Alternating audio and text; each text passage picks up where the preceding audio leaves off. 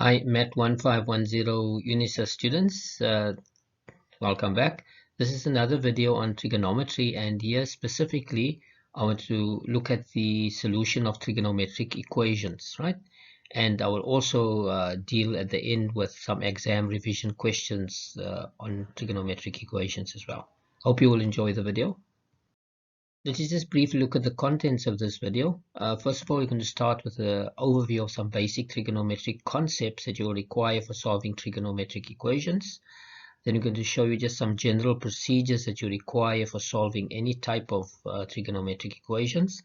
Then we're just going to list some of the types of trigonometric equations that you might encounter. And then we're going to take examples of these trigonometric equations with detailed solutions. And at the end, there will be a work exercise worksheet, which will be based on previous examination questions, external questions from the February and November examinations. So we will first start off with a basic overview of trigonometric concepts. You know, whenever you see this icon appear, you can pause the video and then try the example on your own and then start to play again. Let's look at what we have there. There we've got our quadrants, and you see we've got the first quadrant, the second quadrant, the third and the fourth, and everything is done in an anti-clockwise direction. So if theta is in the first quadrant, you see there we can measure the angles in the anti-clockwise direction. Theta is in the first quadrant, then pi over 2 minus theta will be in the first. Pi over 2 plus theta will be in the second.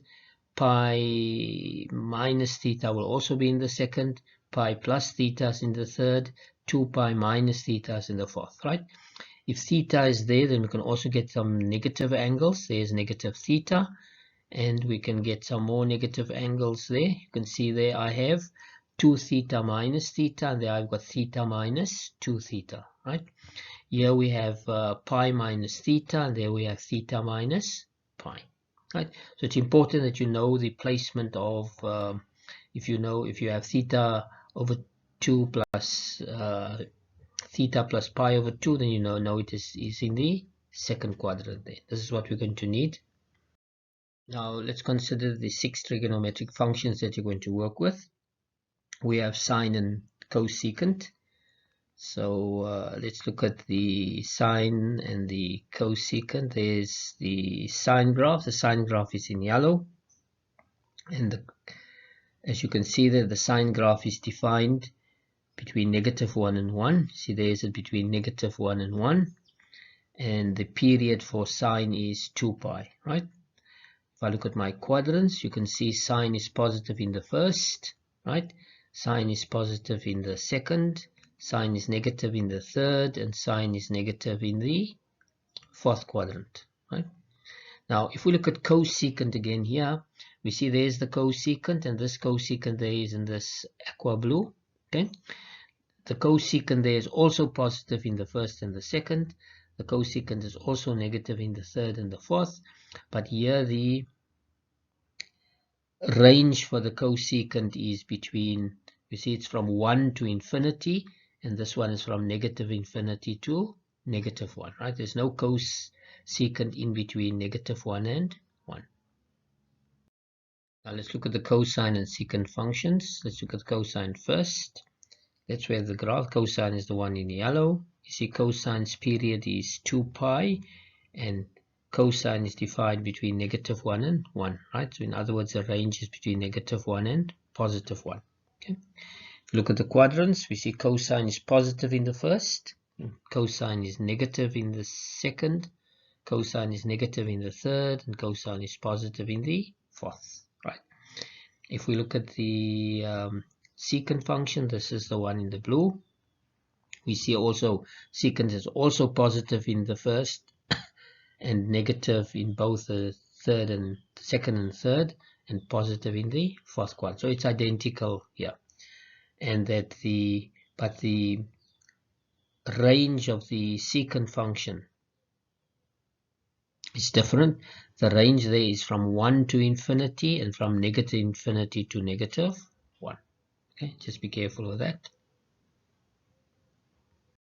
Let's consider the tangent and cotangent. Let's take the tangent function, that's the one in yellow. We see the period for tangent is pi, and let's just get the quadrants. Tangent is positive in the first and negative in the second, right? And that pattern is repeated. Okay, so in other words, I again get a positive, negative, positive, negative, right? Cotangent here, if you look at cotangent, it's also positive in the first and negative in the second, right?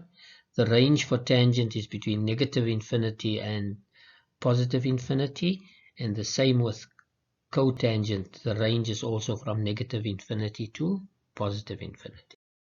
Because you're not allowed to use calculators, it's important that you need to know these special angles here. Let's look at them there. So 30 degrees is the same in the radian measure, it's pi over 6, and 45 degrees is pi over 4, and 60 degrees is pi over 3, and 90 degrees is pi over 2. Obviously 0 is remains a 0. Then there are the different sketches that you need to know. So you need to know that if I work with pi over 2, I have a 1 and a 1 and a 0 and 60, so you'll have to get these values there. 60, it's quite easy to follow, 1, 2, and then root 3. 45 is isosceles triangle, so it's 1, 1, and root 2. 30 degrees, I count this way, 1, then 2, and then root 3. 0, there's a 0 distance there, so that the hypotenuse is just as long as the adjacent side. The same way here, the hypotenuse is just as long as the opposite side. So you have to know these. You're not allowed to use a calculator. You have to give these values. So cosine of 30, it's root 3 over 2. You don't give it an approximated value in decimal form. Then you need to be familiar with all the reduction formula, right? See, there's the reduction formula for, let's put them all together that you can see there. You have to know them. You can just see this is all in the second quadrant, and the only ratio that's positive in the second quadrant is the sine ratio, right? This is the only one that's positive there. All the sine is positive and the cosecant is positive. Okay? Then in the third quadrant, the only ones that are positive are the tangent. All the others are negative. Let's look at the reduction formula in the fourth quadrant. Let's put them all there. As you can see, the only ratios that are positive in the fourth quadrant would be cosine and secant, right? Fourth quadrant would be cosine and secant. All the others are negative.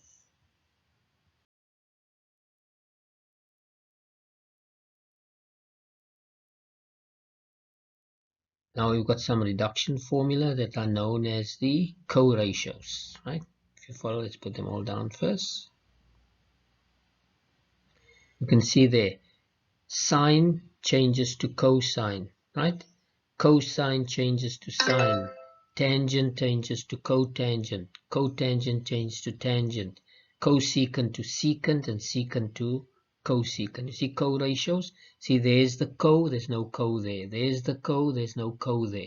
There's a co, there's no co. There's a co and there's no co. There's a co and there's no co there. There's a secant and co, there's no prefix. Co prefix there. That's all in the first quadrant, and in the second quadrant we have to know sine is positive and cosecant would also be positive in that quadrant there, right? Where secant is going to be a negative value. There are some fundamental identities that you need to be familiar with. Tangent of x is sine x over cosine x, right? There's another one there. Let's just put all of them up here. Okay. So I have cosecant is 1 over sine, secant is 1 over cosine, tangent is sine over cos, cot is cos x over sine x, sine squared plus cosine squared is equal to 1. These are the Pythagorean ones. 1 plus tangent squared is equal to sec squared, and 1 plus cot squared is equal to cosecant squared. You need to be familiar with all of these identities. Then there are some sum and difference identities. There's the sum of two angles, sine of the sum of two angles, and the expansions, the difference of two angles, sine of the difference, cosine of the sum of two angles, and cosine of the difference of two angles. You need to be familiar with these and you need to know them. Okay, just be careful. When I have sine, it's positive, it still remains a sum. There I've got subtraction, it's still a subtraction, but in cosine, there the addition becomes a subtraction, and there the subtraction is a addition, right? Don't mix them up. We also have some double angle identities. There's the double angle for sine.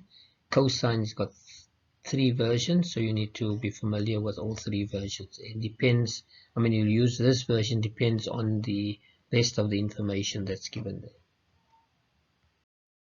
In this section here, I'm just going to discuss some general procedures that you require to solve trigonometric equations, right? Not doing any specific ones, but just pointing out some general procedures to you. Before we start, we need to just make sure we understand what we mean by a solution for a trigonometric equation. A solution to a trigonometric equation is the value or values of the unknown angle that satisfy the equation. Let's take some general equation. This is an algebraic one. You know there's only one solution here. If I look at this one, we've got an infinite number of solutions, and in this particular one here we have no solution, right? So even in linear equations, we have some of the linear equations that would have no solution. We have some of them who have one solution, and then we have some equations that can have an infinite number.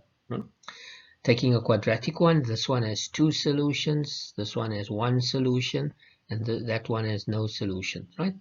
So in trigonometry also, if I have trig, that trig can either stand for sine, cosine, tangent, secant, cosecant, and cotangent. Let's just look at sine of x.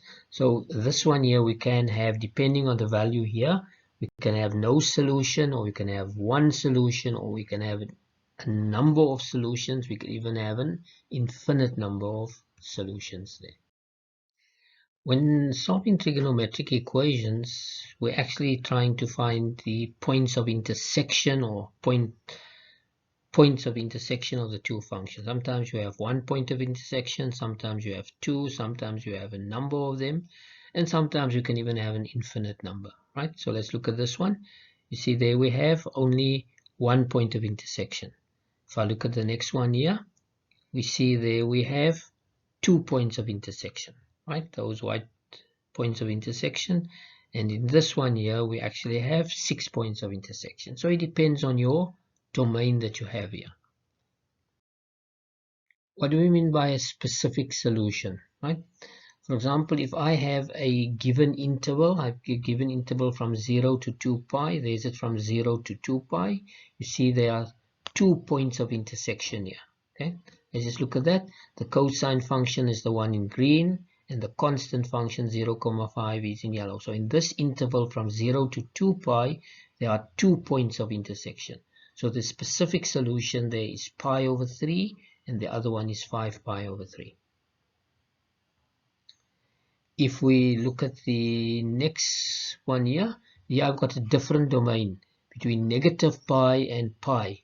Here my solution within this interval there is going to be at negative pi over 3 and positive pi over 3. Right? So in this specific one, we've got different solutions that will solve the equation there. And if I look at what do we mean by a general solution? Now you know cosine or trigonometric functions are periodic, right? And you see there I've got the cosine, and I've indicated it just continues, right? So it doesn't stop at pi, or it doesn't stop at negative 2 pi. It just continues there. And then 0,5 can be a continuous line there. So at the moment there we're only showing 1, 2, 3, 4, 5, 6 points of intersection. But if I continue the pattern, there'll be more on the right side and more on the left side. So you can see that point there will have a corresponding one there, right? And I can even go backwards, so I can have that one that corresponds there, right? And then, so those solutions there it is pi over 3, and every time I just go add a 2 pi, and I can add another 2 pi, or I can subtract 2 pi, or I can subtract 2 times 2 pi there. Okay, let's look at our other solution. That one you can have one, I'm subtracting 2 pi, and I can subtract another 2 pi.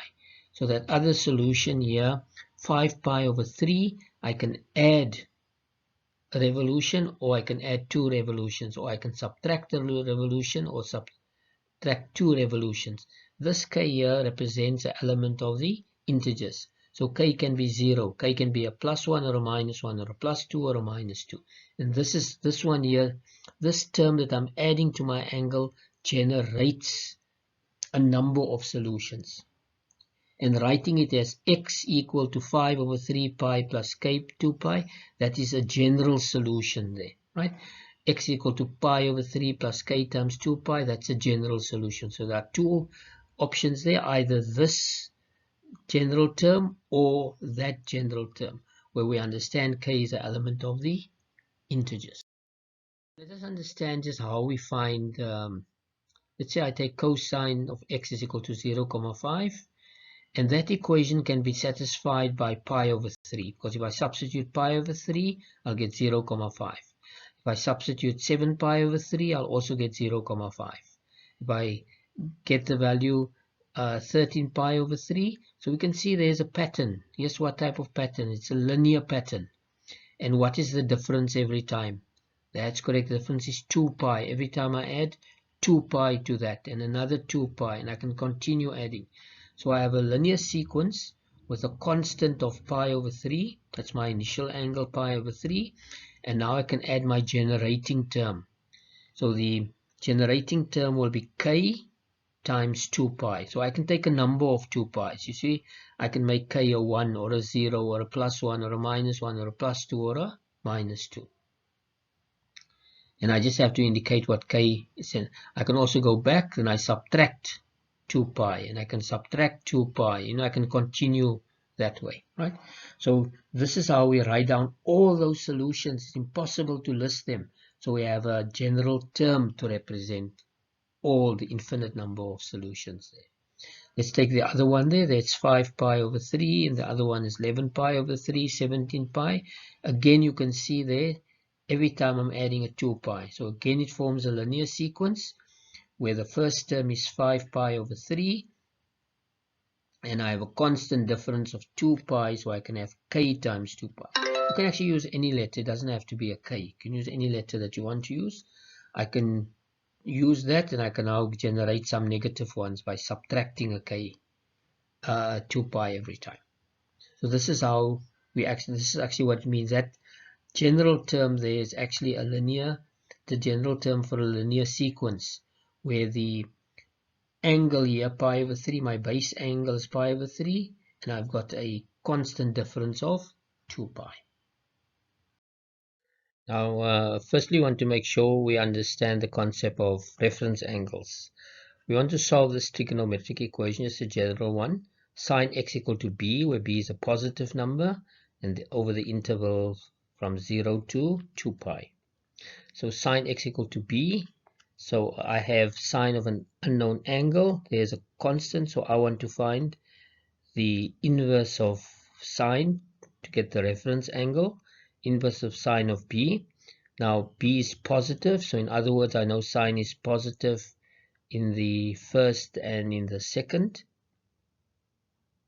So in the first quadrant, x is just equal to b, and in the second quadrant, x is equal to pi minus the reference angle. Okay, can you see that? So what we need to know here is that this b value must always, whenever you find the inverse of a trigonometric function, inverse of sine or inverse of cos or inverse of tan, then this input value must always be positive, right? So you only use the negative to be able to determine the quadrants. In this case, I've got a positive, so sine is positive in the first or in the second. First, then x is just equal to that reference angle. For the second quadrant, x is equal to pi minus the reference angle.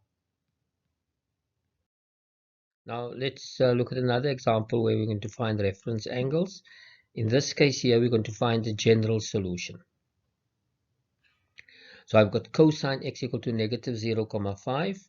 So I find the reference angle. So it's the inverse of cos of 0,5, not the negative, the 0,5. In this case, this is pi/3. Okay, so in other words, my reference angle there is going to be pi over 3. Then, because of the negative, cosine is negative in the second and in the third quadrant. So for the second quadrant or the third quadrant, second quadrant is going to be pi minus my reference angle. So it says that pi minus the reference angle, and I add my generating term k times 2 pi, and for the so if I simplify that, that's 2 pi over 3 plus k times 2 pi.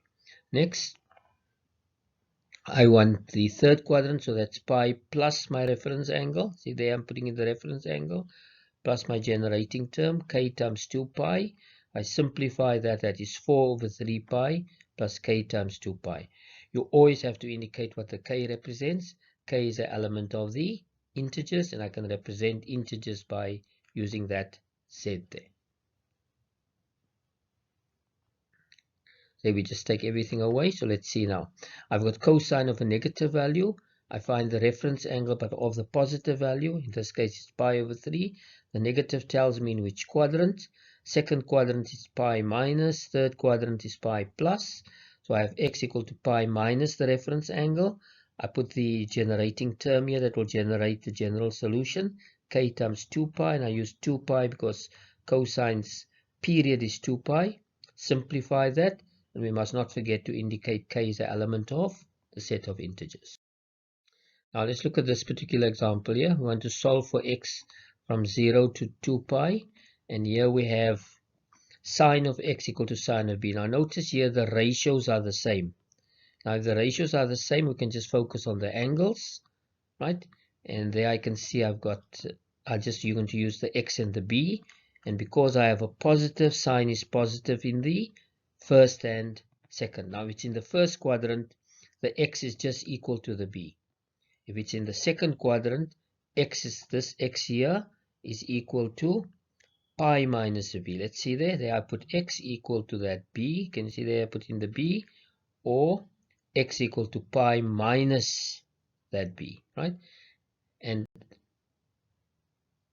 so there's my answer. For the first quadrant will be just be equal to the reference angle. For the second quadrant is going to be pi minus b. Now let's look at another example where we have equating same ratios. Cosine of x is equal to negative cosine of b. See both sides have got cosine, so it's the same ratio. Now because cosine is negative in the second and third quadrant. Second quadrant, so I'll have a second quadrant option or a third quadrant. Second quadrant is x pi minus pi, so it's x, there's the x goes there, and the b there, so x is equal to pi minus b. And I just add k times 2 pi because I want a general solution. Third quadrant is pi plus that b, right? And then I just add plus k times 2 pi. I must not forget to state that k is an element of the set of integers. Now let's just look at the concept of a zero product. Let's say we want to solve this equation, sine x times cosine x is equal to 0. We see that I've got a product equal to 0. This is referred to as a zero product. So you've got two factors multiplied equal to 0. So the one factor sine x can be 0, or the other factor cosine x can be equal to 0. Now when you have these ratios here equal to 0, it's best to use your graphs there. And you can see from the sine graph, sine is 0 at 3 places. At 0, 180 and 360, or 0, pi and 2 pi. Okay, those 3 places there. So it's 0, pi and 2 pi. And cosine again there is equal to 0 at 2 places at 90 and 270, which is pi over 2 or 3 pi over 2. And now we just can combine the two together. So it will be 0, pi over 2, pi, 3 pi over 2, and 2 pi. So that is a solution within that interval there. Now let's look at another zero product example. There we've got tangent x times cosine x plus 1. Again, there you can see you've got a product of two factors. So you let the one factor be equal to 0 or the other factor equal to 0. In this case, cos x plus 1 becomes cos x equal to negative 1. For tangent, because it's 0, it's use a tangent graph. Tangent is 0 at 0 and 180. But because the period, so I've got this, it's at 0 and pi. And cosine, I can use the cosine graph for -1 as well. Cosine is -1 at 180 or pi. And now to write down the general solution, that's 0 plus k times pi, because the period for tangent is pi. I don't have to use the pi, because if I make k a 1, I will get the pi, right? So there's the general solution. Now I must not forget to indicate k is an element of Z. Now let's just look at the different types of trigonometric equations that we're going to solve. The first type here, as we've done before, you can see there, the ratios are the same, right? The ratios are the same, that's sine and sine, but the angles are different, right? Then the second type is where we have the ratios are not the same, but they co-ratios, like sine and cosine, like sec and cosec, like tan and cot, right? There. And here the angles are also different, and this we refer to as co-ratios. Then the other type here is I've got sine and cosine, but the angles are the same. But you see the amplitude part of the function, the a and the b are different. And here we can use the tangent identity. And number 4, here we've got the zero product. You can see there's a product of two factors. So we can have the zero product. And then we have another case here where you can see I've got co-ratios, but in this co-ratio here I've got a single term and a single term. There I've got a single term, but here I've got two terms there, and they're different here. Okay, so this particular one will make use of trigonometric identities. Let's look at the first one in a little bit more detail. You can see there the ratios are the same. So that's referred to as the same ratio. And here are some examples to illustrate what we mean there. See, there's tangent and tangent. And here we have sine and sine. And there we have sec and negative sec, right? Same ratios there. Then the second type, we have co-ratios, sine and cosine. So let's look at some examples here. There we've got cosine and sine. There we've got cosec and sec. Let's look at the third type. I've got co-ratios, but the coefficients are different. You see, there's a coefficient of A and a coefficient of B. You just compare it to the co-ratios here. Here I've got a coefficient of 1 and 1. And I'm going to divide both sides by cosine. But this one, this one here, I've got one sine and one cosine, right? So I can use co-ratio. I can change this one to sine. But here I'm not going to use co-ratio in this type because I don't have the same coefficient there. So in this particular case, I'm going to make use of the tangent identity to solve that. You can see there's sine, and I don't have a 1 and a 1. I've got a 2 and a 3. The same way here, even if we transpose that on that side, I've got a 3 and a -5. So I'm going to use the tangent identity here. In the fourth case, this is the zero product examples. So you've got either you've got the two factors equal to 0, or you first of all have to factorize to get the factors, right? See, now that's what I can factorize there. And then we have the last type here where we have a single term and you don't have a single term, they've got more than one term. Then you're going to use trigonometric identities.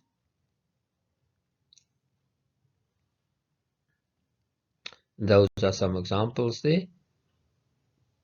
Going to apply trigonometric identities there. Now let's look at some examples with detailed solutions. The first one, okay, there I've got cosine with a cosine. So the ratios are the same, so I can just use the angles, but I must check where's the cosine negative. Cosine is negative in the second and third. So for second quadrant or third quadrant, for second quadrant, it's the x equal to x minus pi over 6. Second quadrant is pi minus that 2x. And I just add my general solution part there. And this is x minus x over 6. And for third quadrant, it's pi plus that 2x. And I just add k times 2 pi. That's how to generate my general term there. Now I simplify, the negative 2x becomes a 3x. I simplify that, and that is 7 pi over 6 plus k times 2 pi. I want to find x, so I must divide everything by 3. So that's 7 over 18 pi plus k times 2 pi over 3. The same here, I bring the 2x over, it becomes negative x. Bring the negative pi over 6 over, it becomes 7 pi over 6. I get rid of the negative, so that's negative 7 pi over 6 minus k times 2 pi. Now, I want to find the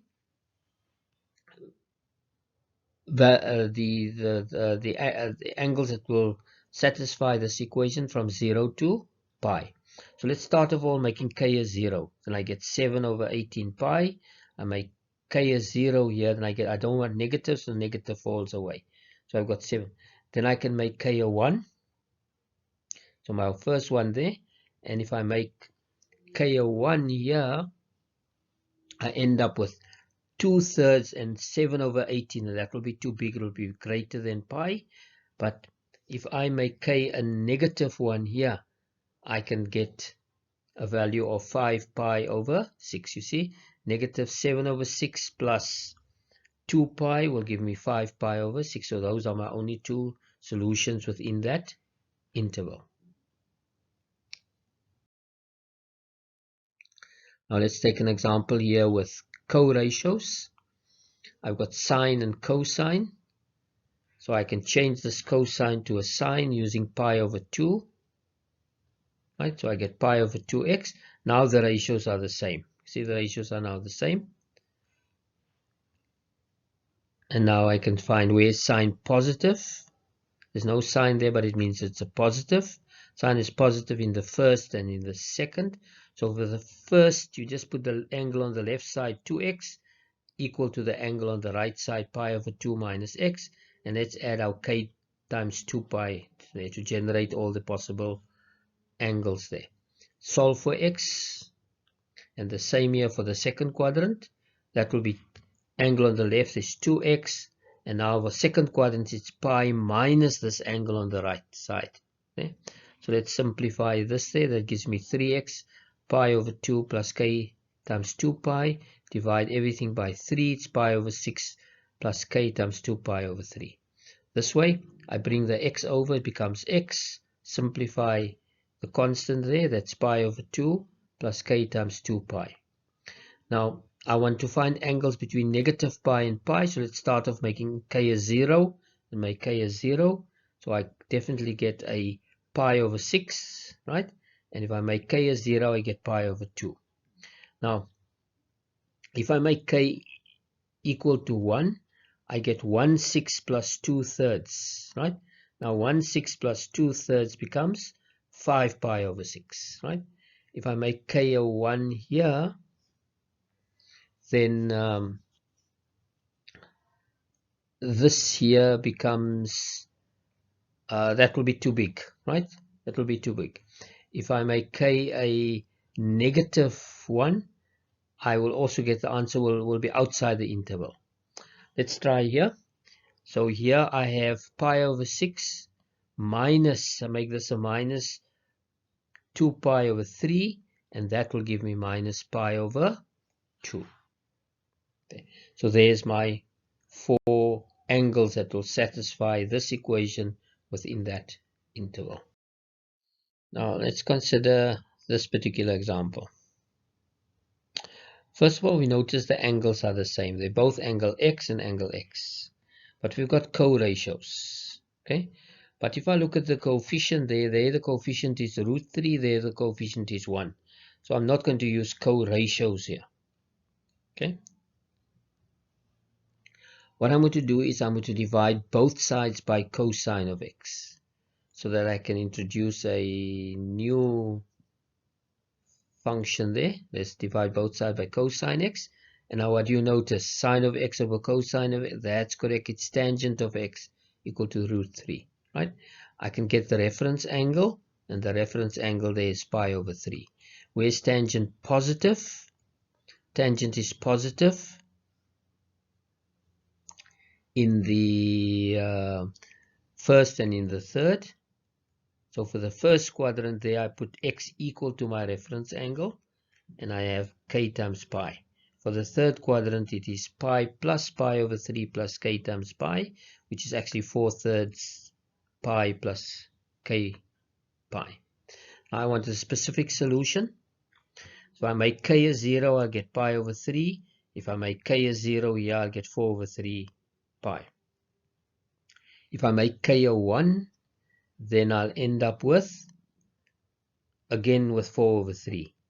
If I make k a 1 here, I'll end up with 7 over 3, which is too big because the answer must only be within the interval 0 to 2 pi. So the only two values that will satisfy this equation within that interval is pi over 3 and 4 over 3 pi.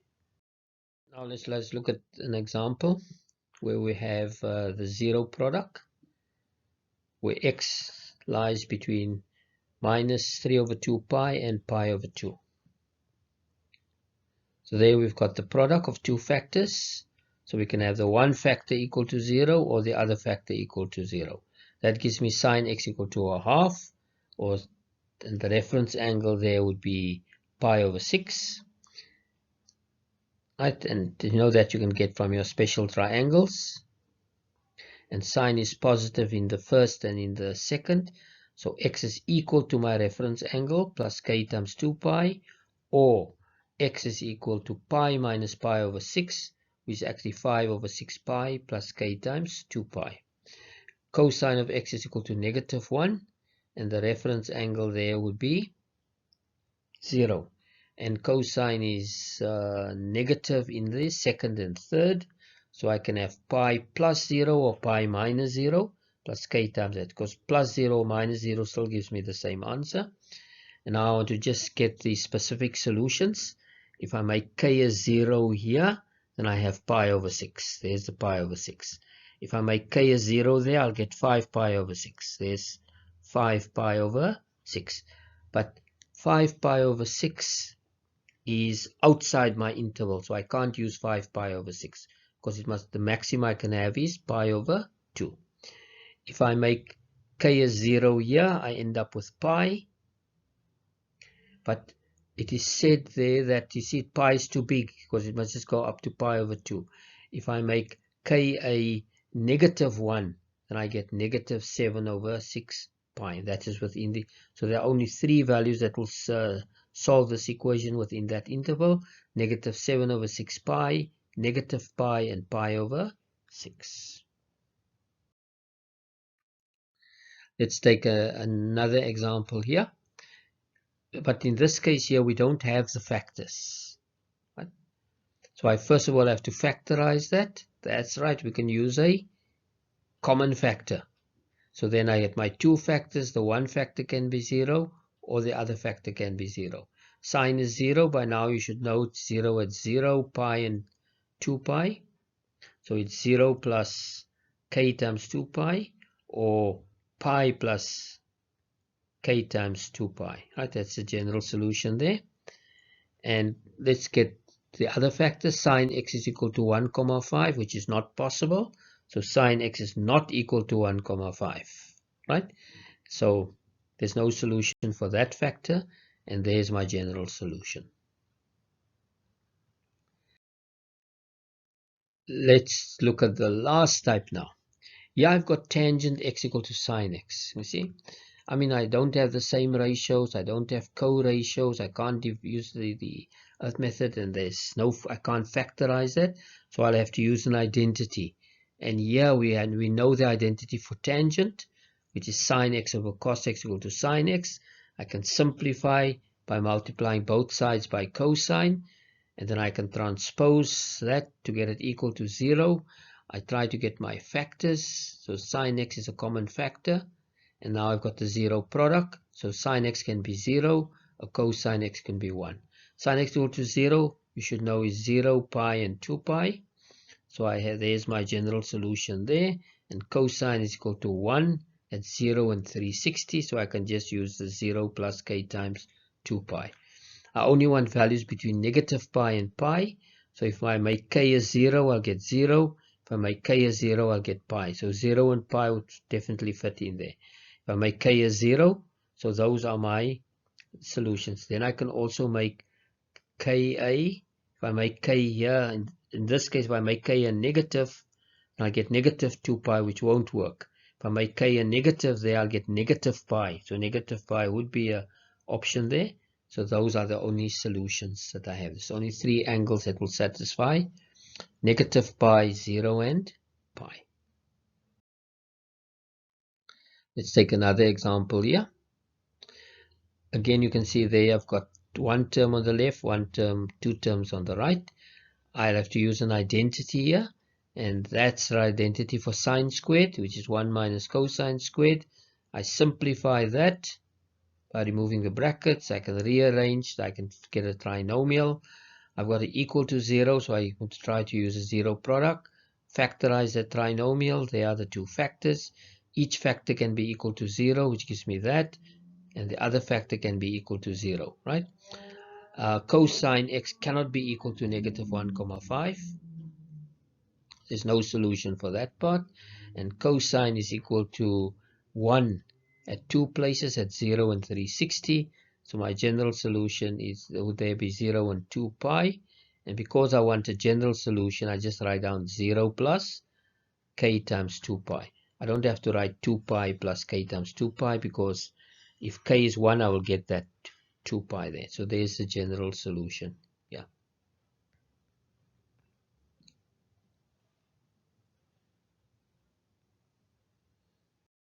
Consider another example here. I've got cosine of 2x equal to sine x plus 1. Cannot use co-ratios because I've got two terms there. There's an identity for cosine 2x, but there are 3 of them. Because I have sine, I want to choose the sine version of it, which is 1 minus 2 sine squared x, right? I can simplify that, transpose everything to the one side. I've got it equal to 0, so I try to factorize, and the common factor sine x, 2 sine x plus 1, each factor can be equal to 0. That's what I have there. And sine is 0, we should know it's 0, pi, and 2 pi. And reference angle there is going to be pi over 6. Okay, sine is negative in the third and in the fourth. So I can get the third and the fourth options there. So it's 7 pi over 6 plus k times 2 pi. And for the fourth quadrant, I've got 11 pi over 6 plus k times 2 pi. That's the general solution for this one. I want the angles between negative pi and pi. And if I make k a 0, k a 0, k a 0, k a 0, I can make k a 1, or a 1, and a 1, and a 1. And I can make k a negative 1, negative 1, negative 1, negative 1. And then I see which of those would be angles that lie between negative pi and pi. And those are the answers I would get there. Okay, so there's 1, 2, 3, 4, 5. You can just substitute k is equal to 0, then I will get that 0 there. K equal to 0 here, then I'll get that pi there, right? And 7 over 6 pi is already bigger than pi, so k equal to 0 won't be applicable there. I won't use k equal to 0 because it's greater. Then here I can use this to generate some negative angles there. Make k a negative, there, make k a negative, and you can generate those negative angles there. Okay. In this case here, if I make k a negative, pi minus 2 pi will give me negative pi. Let's take another example here. If we look at this one here, you can see we should recognize that this is a double angle formula, but the only thing is I've got a 4 there. But 4 is 2 times 2, so I can write that is 2 sine x cosine x times 2. That's an identity, it's a double angle identity. And I can divide by 2 on both sides. And this answer here, sine of 2x equal to negative root 3 over 2. And I try to get my reference angle, which is root 3 over 2. And that's a special angle. And that special angle is pi over 3. Sine is negative in the third and the fourth. Third is pi plus, and fourth is right? So I can solve for x there for the third quadrant. There's the third quadrant solution. Fourth quadrant is 2 pi minus pi over 3, which is actually 5 pi over 3 plus k times 2 pi. Divide everything by 2 there, and we have to indicate that k is an element of set. Let us consider some questions from previous question papers. Let's look at the first question. This question here comes from MAT1510 February 2017, and here we have to solve the equation, and you will have a interval between negative pi and positive pi, and it's 8 marks. You can pause the video and try it on your own. Let's see. Let's look at the solution there. There's our equation. Cosec squared x, we can use the identity. Cosec squared x is 1 over sine squared x. We can simplify by multiplying both sides by sine squared. I get cos 2x is 2 cos 2x times sine squared x. I can then transpose that to get it equal to 0. So I transpose that. Now you can see there's a common factor of cos 2x. I take out the common factor of cos 2x. I end up with 1 minus 2 sine squared x. This you should identify as also an identity. So that is the cos 2x, and this 1 minus 2 sine squared x is actually cos 2x. So this simplifies this equation here quite a lot. So I actually have cos 2x as 0 product, they're exactly the same. So that means cos 2x must be equal to 0, and the arc cosine of 0 is pi over 2. And where is cosine 0? So I can get, but remember I've got a 2x, so 2x is pi plus 2 pi k, or I can also have cosine of 0 at 3 pi over 2. And then I divide everything by 2, that becomes pi over 4 plus pi k, and then divide everything over 4, that becomes 3/4 pi plus pi k, and k is an element of the integers. And you can, if I make k is 0 and k is 0, then I obviously will have pi over 4 and 3 over 4. Let's look at that. So I'll get pi over 4 and 3 over 4. If I now subtract pi from it, then I'll end up with negative 3/4 pi. If I subtract pi from it, I get negative pi over 4. And that is within that interval there. See, that's the interval. Let's look at another question here. This question is from February 2016. And we want to solve the equation within the interval 0 to 2 pi. 2 pi, you can see, is excluded. Let's take the equation there. We notice I have tan 2x and tan 2x, so I can take tan 2x out of this common factor. I end up with 2 sine x plus 1. This is a 0 product, so tan 2x can be equal to 0. So the arc tan of 0 would be 0. Okay, and for tangent, if I want the general solution, it's going to be 2x equal to 0 plus pi k. Divide everything by 0, so that becomes 0, but the pi divided by 2 becomes pi over 2. Okay, so that's the answer I can get for that. Then 2 sine x plus 1, that means sine x is equal to negative a half, and the reference angle there is pi over 6. Where's sine negative? Sine is negative in the third quadrant and in the fourth quadrant, so that's pi plus pi over 6 and 2 pi minus pi over 6.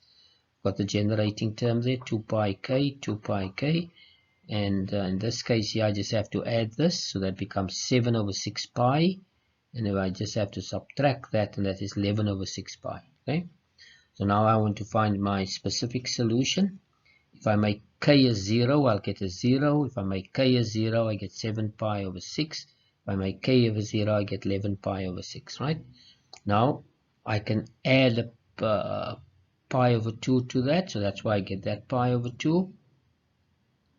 I can add another pi over 2 to it, and I can get the pi.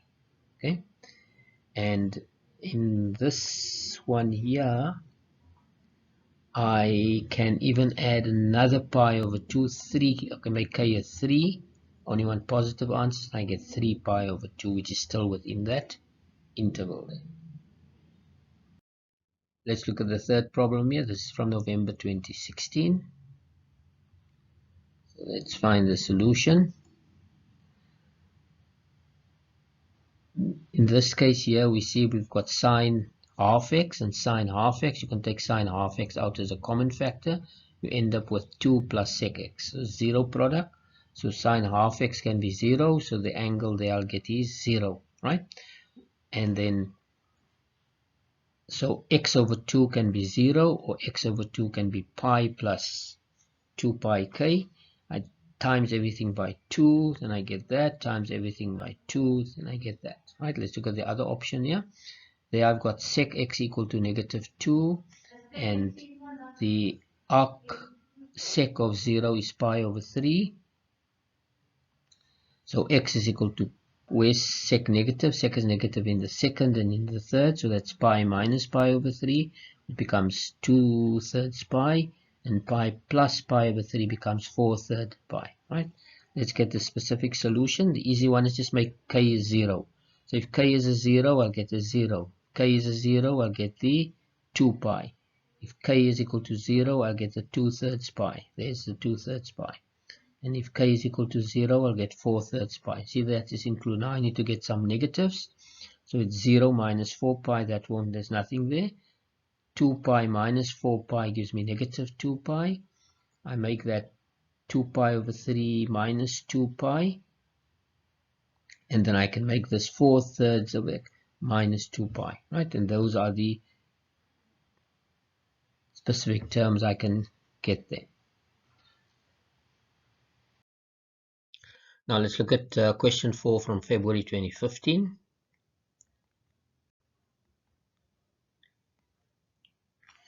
We have cosine 2x plus cosine x is equal to 0. Let's transpose the cosine x. I get cosine 2x equal to negative cos. So it's just the same ratio, so we can just use the angles there. Cosine is negative in the second, which is pi minus. Cosine is negative in the third, which is pi plus. Right? Transpose the x, becomes 3x, pi plus 2 pi k, divide everything by 3, that's pi over 3 plus 2 pi over 3 k. Right? Yeah, I bring over the x, I get an x, so I get pi plus 2k, and k is an element of the set of integers. Now let's look at the specific solution. If I make k a 0, then I just get pi over 3. I make k a 0, then I just get pi. If I make k a 1, then I get 2/3 plus 1/3, which is 1 pi, which is already there. If I make k a 2, then I get 4/3 plus 1/3, which is 5/3. Okay, I don't get any further solutions here, because if I make k a 1, I end up with 3 pi, and that is outside the domain. Let's consider question number 5 from November 2015. I've got sine 2x minus cosine x equal to 0. Let's transpose the cosine. I see I get co-ratios. I can change the cos of x to sine of pi over 2 minus x. Right? Then we get the same ratios. Okay. Sine is positive in the first, so I'll just get the pi minus x there. Sine is positive in the second, so it's pi minus this pi over 2 minus x. Okay. I then simplify, transpose the negative x, that becomes a 3x. I divide everything by 3, I get pi over 6 plus 2/3 pi. Okay. Yeah, I bring the that's negative times negative is positive. I bring it over, so it's just a x.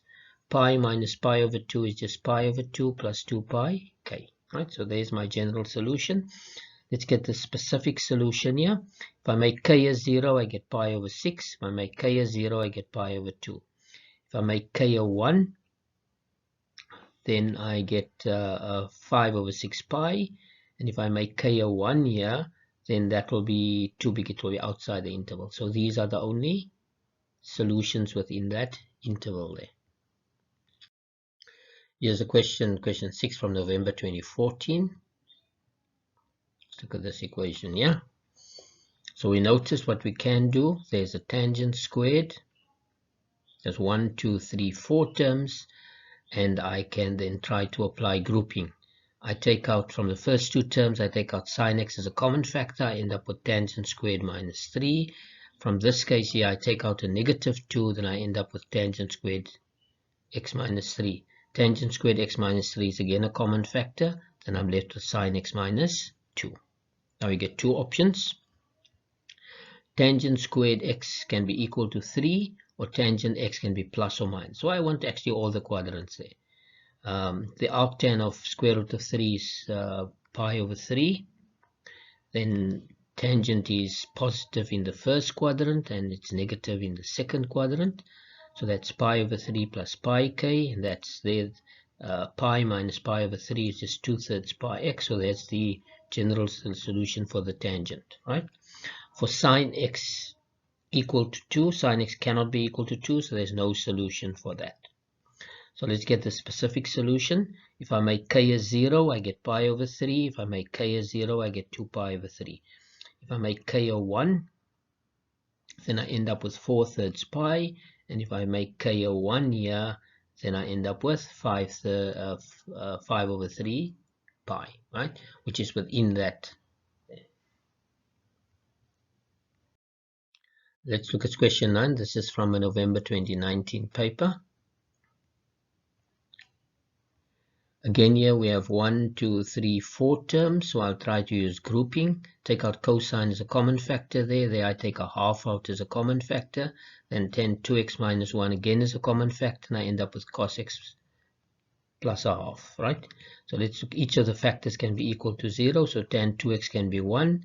The arc of tan of 1 is pi over 4. Tangent is positive in the first quadrant. So 2x is equal to pi over 4 because I got 2x there. Therefore, x is pi over 8 plus pi over 2k. Okay. Then for cosine x plus half equal to 0, I get cosine x equal to negative a half. The arc cos over half is pi over 3. Cosine is negative in the second and in the third. That's pi minus. Pi minus pi over 3 is 2 pi over 3. Pi plus pi over 3 is 4 pi over 3, right? And there's my general solution. I want a specific solution. Let's start off making k as 0, so I'll get the pi over 8. If I make k as 0, I'll get the 2 pi over 3. If I make k as 0, yeah, I get 4 pi over 3, but 4 pi over 3 is greater than pi, so I cannot use that, right? If I make k 1, then I'll get 5/8 pi, so that one there. If I make k 1 here, that will be much too big, so this is my only solution there. Let's look at this question from February 29, 2020. Okay. In this case here, I'll have to use my compound angle, my double angle identity. Double angle identity for cos 2x is 2 cos squared x minus 1. I can then simplify and I end up with a trinomial, which can be factorized. Each factor can be equal to 0. So for the first one here, cos x equal to half, and the inverse of cos of for a half is pi over 3. Cos is positive in the first quadrant and in the fourth quadrant. There's the first quadrant, there's the fourth quadrant. Let's simplify the fourth quadrant here. That is 5 over 3 pi. Then for the other option here, cosine x minus 2 equal to 0. So, but cosine cannot be equal to 2. Okay. Let's make k as 0. So I get pi over 3. I make k as 0. I get 5 pi, right? If I make k a 1, the answer will be bigger than 2 pi. So it doesn't work. If I make k a 1, the answer, these are the only 2 points within that interval there. I hope this video has helped you with understanding and preparing for the final exam on trigonometric equations. There are other videos I've also posted on MAT1510 topics. Please, if you haven't subscribed to my channel, please do so. Maths with Armien.